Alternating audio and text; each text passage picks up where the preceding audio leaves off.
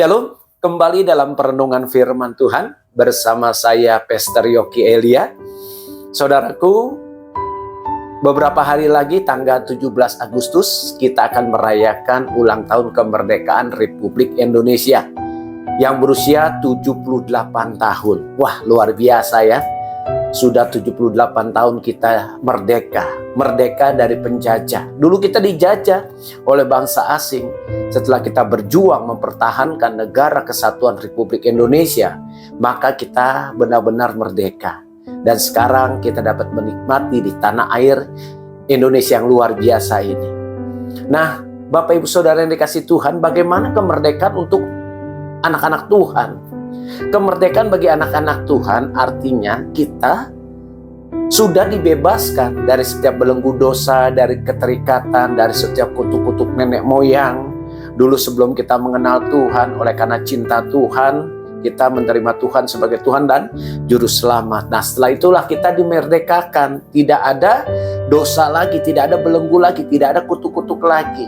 Nah, masalahnya mengapa kita setelah menerima Tuhan, bahkan ada yang 10 tahun, 20 tahun, dan lebih lagi, itu masih terikat, ya, terbelenggu dengan dosa yang lama, keterikatan dengan dosa yang lama. Dosa yang lama artinya dulu berzina, kembali lagi berzina, dulu minum minuman keras, sekarang minum minuman keras, dulu penjudi, sekarang penjudi, ya, dulu bermain-main kuasa gelap, sekarang bermain-main kuasa gelap. Nah, artinya kita belum merdeka. Kalau kita sudah dibelenggu, ya, dengan dosa, artinya kita tidak menikmati kemerdekaan itu. Nah, seharusnya setelah kita dimerdekakan oleh Kristus, kita tidak ada lagi hukum dosa, tidak ada kuk lagi, ya, kuk perhambaan, berhala-berhala, ya, kutuk-kutuk perbudakan yang saya sebut tadi, ya, minum-minuman keras, judi, ya, terus ada hal-hal yang lain, bermain okkultisme. Artinya kita masih dibelenggu,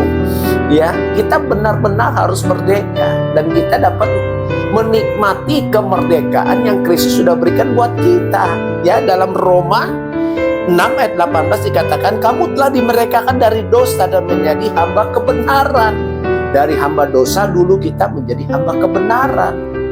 Dalam Roma 8 ayat 21, dimerdekakan dari perbudakan kebinasaan dan masuk ke dalam kemerdekaan kemuliaan anak-anak Allah. Luar biasa. Kemuliaan anak-anak Allah, artinya kita dimerdekakan dalam kemuliaan anak-anak Allah.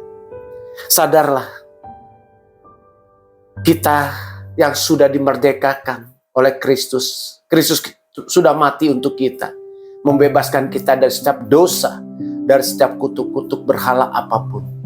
Nah, kita seharusnya berterima kasih kepada Tuhan. Jangan bermain-main lagi dengan dosa, ya. Kecil nggak apa-apa lah, dosa, Tuhan juga tahulah apa pribadi saya, bagaimana saya kan manusia yang lemah. Tidak ada.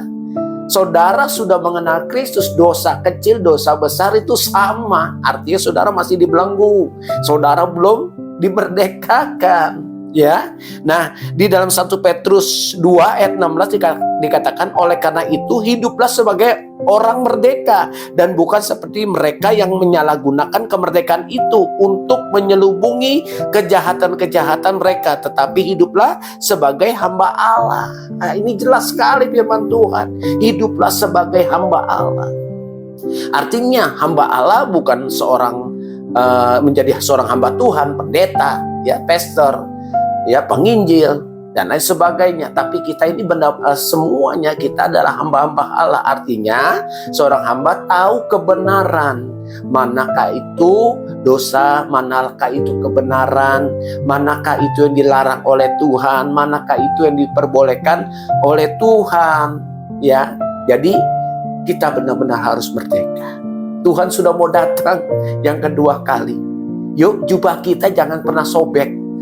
Jubah kita harus pakai jubah kebenaran. Kebenaran terus sampai Kristus datang yang kedua kali. Kita menjadi manusia roh yang dimerdekakan oleh Kristus.